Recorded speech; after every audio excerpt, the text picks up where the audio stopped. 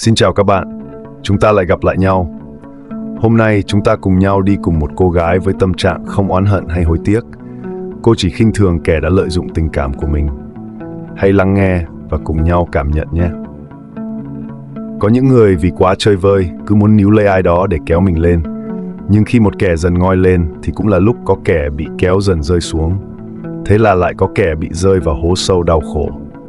Này cô bé, nếu gặp lại người đó, em sẽ làm gì? Em sẽ bước tới, mỉm cười vui vẻ, rồi tát người đó một cái, xì vả vài câu rồi bỏ đi. Ha ha, em làm được sao? Em giờ sống bằng lý trí anh à? Vậy còn bản năng? Bỏ nó đi, cái đầu của em giờ xài rất tốt, việc gì phải lôi cái bản năng ra chứ? Em hồi phục nhanh hơn anh tưởng đó. Có gì đâu, chỉ cần tỉnh ra và đứng ngoài nhìn vào thì chẳng cần đến một cái chớp mắt để nhận ra bản chất vấn đề mà.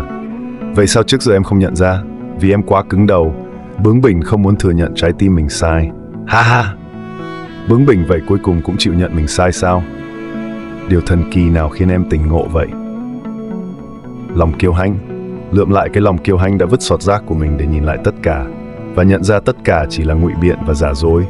Cả cái quá khứ không có gì là thật ngày xưa nữa. Em đang oán hận, không là khinh thường. Người ta chỉ hận khi người ta yêu thôi. Em đã hết yêu. Không, nói hết yêu là nói láo, nhưng nói còn yêu thì nhầm to. Tình yêu đang biến mất dần, nhường chỗ cho sự khinh thường. Em có hối hận không? Không, em không hối hận vì đã yêu. Tình yêu không bao giờ có lỗi. Em chỉ tiếc cho tình yêu quá đẹp và trọn vẹn của mình. Em đã trao nhầm chỗ, phí phạm cả một tình yêu đẹp. Người ta coi như cái rẻ, vứt đi chẳng tiếc. Một cô gái như em hoàn toàn xứng đáng có được hạnh phúc. Chỉ cần em chịu khép lại quá khứ. Đó là quãng thời gian em muốn xóa bỏ nhất trong cuộc đời mình. Ngày xưa, em từng mãn nguyện vì quá khứ đó lắm mà.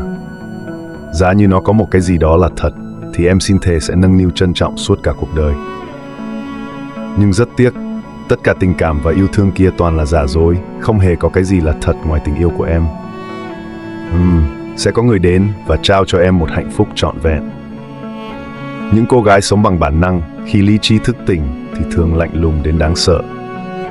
Và những cô gái mạnh mẽ, sau cú vấp ngã sẽ càng mạnh mẽ hơn. Chai lì không thèm dựa vào bất cứ một người đàn ông nào để đứng dậy. Tự dày vò mình trong những nỗi đau tột cùng, đau cho hết một lần rồi sẽ thoát ra. Chạm đến đáy rồi thì phải dừng lại thôi. Cái gì cũng có giới hạn của nó, nỗi đau cũng vậy. Đã chạm đến tận cùng nỗi đau rồi thì tự động phải dừng lại rồi ngoi lên thôi. Có những người vì quá chơi vơi, cứ muốn níu lấy ai đó để kéo mình lên.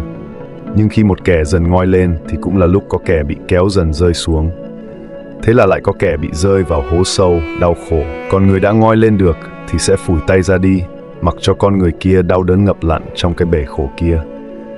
Người ta hết đau rồi thì người ta đâu dại gì mà quẩn quanh nơi đó, phải ra đi tìm hạnh phúc mới chứ.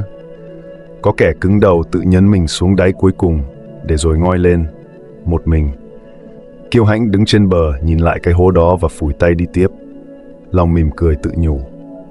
Tại sao phải dựa vào ai đó khi ta có thể đứng dậy bằng chính đôi chân của mình? Chỉ có những kẻ yếu đuối mới phải dựa vào hết người này đến người kia, và khinh thường cả cái kẻ đã lợi dụng mình rồi bỏ đi kia. Người đàn ông yếu đuối không hề đáng trách. Ai cũng có lúc yếu đuối cần dựa vào người khác. Còn người đàn ông vì yếu đuối mà đi lợi dụng phụ nữ thì không đáng trách mà là đáng khinh bỉ vô cùng.